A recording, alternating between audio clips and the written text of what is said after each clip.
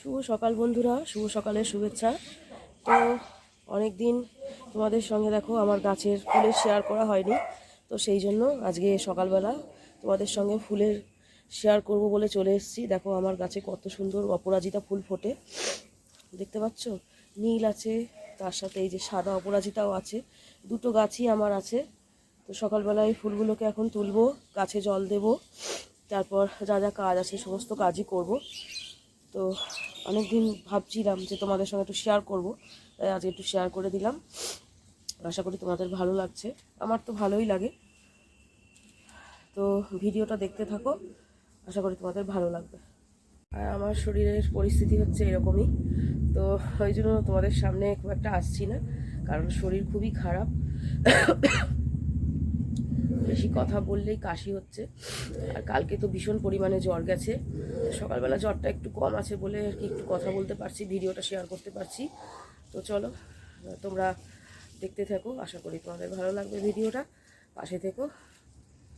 চলো, তো একেবারে চলে এসেছি দেখো একদম স্নান সেরে তোমাদের সামনে। তো সকালবেলা 8:30, তো এখন বাজে। তো স্নান সেরে একদম ঠাকুরের পুজোটা আগে দিয়ে দিয়েছি সবার প্রথমে। তো এখন চা আর ব্রেকফাস্ট খাবো, তারপরে দেখতে পেলে কত সুন্দর করে পুজো আমার দেওয়া হয়ে গেছে। তো তার সাথে দেখো সকালবেলা আমার ব্রেকফাস্টও হয়ে গেছে, এদিকে রুটি আর আছে আলু ভাজা, আর সঙ্গে আছে চা। তো এখন ব্রেকফাস্টটা করে আমি এখন কাজে যাব। তো পুজো করে এখন দেখো বন্ধুরা, তো এখন কাজের জন্য দেখো বেরিয়ে গেছি আর উঠে গেছি অটোতে। তো যাচ্ছি এখন কাজে। আওয়াজে শুনতে পাবেন আমার কথা ভালো মতন। তো চলো কাজে যাওয়া যাক। তো বন্ধুরা কাজ থেকে একদম সোজা বাড়িতে চলে এসেছি, মানে বাবার বাড়ি চলে এসেছি। আর একদম ফ্রেশ হয়ে একদম স্নান করেও নিয়েছি। তো এখন দুপুরবেলা 1:30 বাজে, খাওয়া দাওয়ার পালা। তো জানি না মা আজকে কি রান্না বান্না করেছে, তো তোমাদের সঙ্গে একটু শেয়ার করব যে মা কি রান্না বান্না করেছে।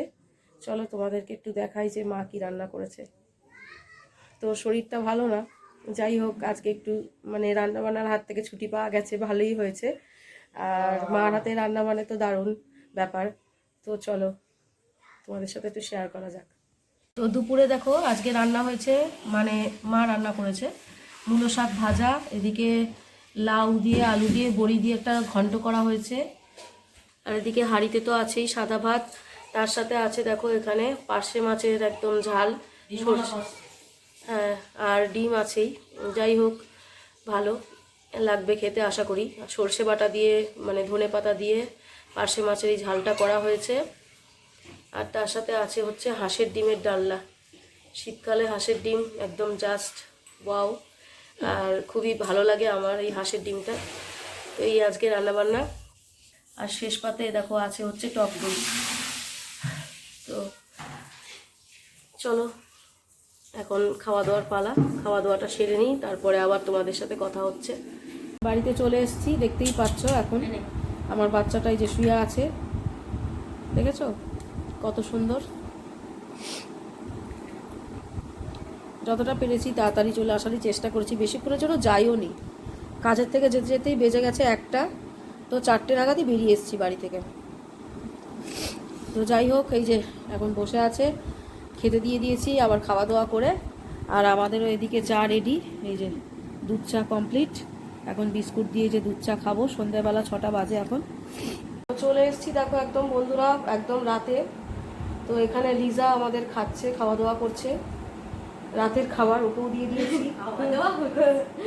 আর তার সাথে সাথে এই যে আমার কন্যা, সেও খাওয়া দাওয়া করছে। সব বাচ্চাদের এখন খাওয়া দাওয়া হ্যাঁ করিনি, করব, কারণ হচ্ছে এইমাত্র লাইভে ছিলাম, লাইভ থেকে বেরোলাম, বেরিয়ে এখন রান্নাবান্না করা হলো। তো সেই জন্য অনেকখানি গ্যাপ হয়ে গেছে তোমাদের সঙ্গে ভিডিওটা শেয়ার করতে।